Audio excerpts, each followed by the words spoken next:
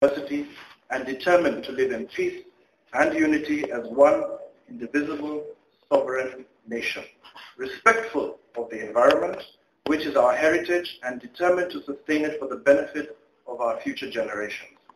Committed to nurturing and protecting the well-being of the individual, the family, communities, and the nation, and recognizing the aspirations of all Kenyans for a government based on the essential values of human rights, equality, freedom, democracy, social justice, and the rule of law.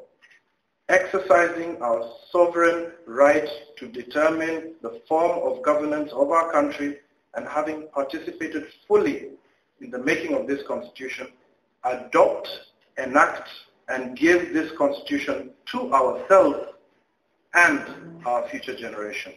God bless Kenya. Now, this statement, this preamble to the constitution, is what we as Kenyans have said is important to us. From the preamble, you can see our values, which include patriotism, democracy, the rule of law, good governance, human rights and dignity, and sustainable development. The rest of the document has been crafted over a period of several months, in fact years, by professionals, and it has been drafted in such a way that the ordinary mwananchi can actually read this document and understand paragraphs from it. The previous constitution we had was a document crafted for lawyers and technocrats, and perhaps that is why there was always a feeling that it was not one for mwananchi. This constitution, I assure you, I have read it myself. I hope all of you have read it and formed your own opinion of it. But personally, I am proud to be Kenyan, and I'm proud to aspire to this constitution. Now, I was in Kenya the last couple of weeks. I came back on Wednesday. And one of the reasons I was down in Kenya was to attend a conference which was hosted by the Law Society of Kenya.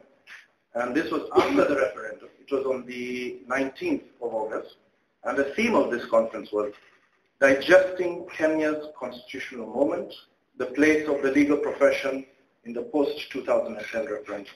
Now, I will not bore you with a lot of legalese and what the lawyers discussed, but there were a lot of valuable contributions made by participants in that particular conference. Among them was Professor Yashpal Gai, who some will recognize and appreciate as having been one of the most instrumental people in the creation of our new constitution. He gave the keynote address, and there was also a very interesting presentation made by Professor Piolo Lumumba, who is our, for lack of a better word, anti-corruption czar. Now, one of the key things which he brought to the attention of all those who participated, and which may not have already come across in the document, is because he was dealing specifically with the aspect of corruption, but his main concern with our document was the fact that we have devolved a lot of power to the grassroots. We previously had, or we still do have, a very centralized system of government, and many decisions are made by one wing of the government. But now that a lot of power has been decentralized, his challenge to us as Kenyans was to make sure we do not now decentralize corruption, and that we make sure that whatever ideals and aspirations are contained in our constitution, they are upheld in the most moral way that is possible. We also had among the speakers Ambassador Rachel Omamo and Honorable Martha Karua. They discussed various topics, and they had a legal perspective to give to the next step forward for our constitution. Now, the closing ceremony was initiated by Honorable Mutula Kilonzo, our Minister for Justice and Constitutional Affairs, and he summed up very nicely some of the challenges that we will face going forward, because the great day has come and it is about to pass. The new constitution is in place. Now the challenge for us as Kenyans is, what do we do from here? There are a lot of expectations we have. There are a lot of things that we want to see happen. It is the birth of a second republic, and we feel that we need to have a difference. Now, the new constitution will restructure and strengthen existing offices as well as give us new offices, new positions which are intended to serve Mwananchi, that is us. So the new constitution is primarily a document to serve our needs and not just a guideline on how to live as citizens. It will empower a lot of critical public sector entities and policies. This way, services will be given, or the intention is that services are given at the grassroots to the people who need them the most and are not centralized in any way. Now, our constitution, or the process going forward, will face many, many challenges. One, there are those people who will lose from it. And these are the people who are likely to resist change. Because with the new constitution comes a new way of doing things. It's a new republic, a new democracy, and this is the opportunity for change. And those people who resist the change are the ones that we have the most to fear. Now, there are also a lot of unrealistic expectations. And this is probably brought about by the way in which the campaigns for yes and no were conducted. I'm sure a lot of you have been following the speeches and all the reports in the newspapers, promises which are being made to those who vote yes, promises which are being made to entice citizens to vote no, and there are different stories that are flowing around. But the key concern is that in the minds of Wananchi, there has been created an expectation that once this new constitution is promulgated, everything will change for the better. I've spoken to people who have said, we give it 2-3 months and we will see a tangible difference in the way we live. Now, the document that we have passed, the new constitution, is exactly that. It is a constitution.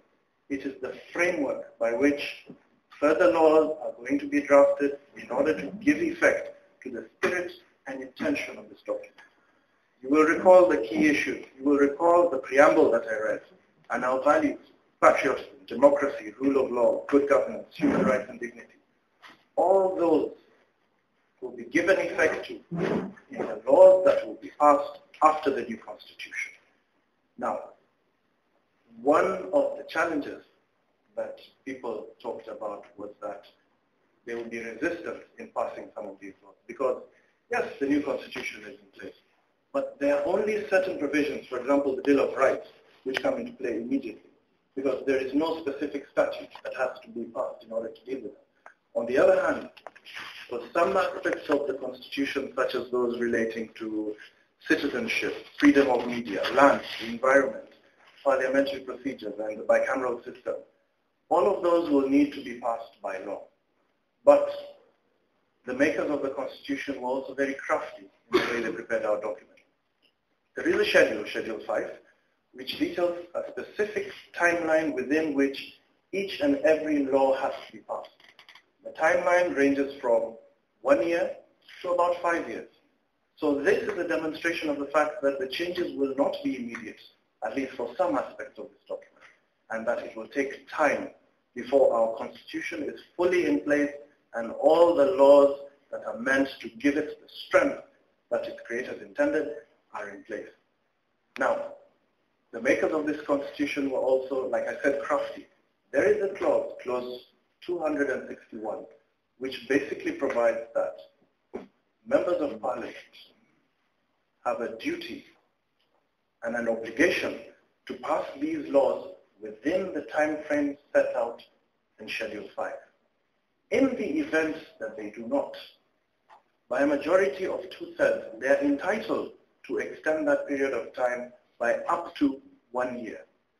In the event that the laws required to give effect to some of the provisions of the Constitution are not passed within the time frame in Schedule 5, or as extended by the House, then any one of us, me, you, any Kenyan citizen, can file a case in the High Court and compel them to pass that law.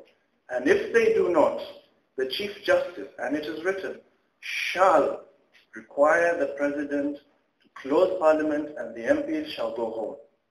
Now, you and I know our MPs are not people who would like to see their term come to a premature end. So if anything, this is a brilliant provision to make sure that all these laws are passed, and they are passed swiftly.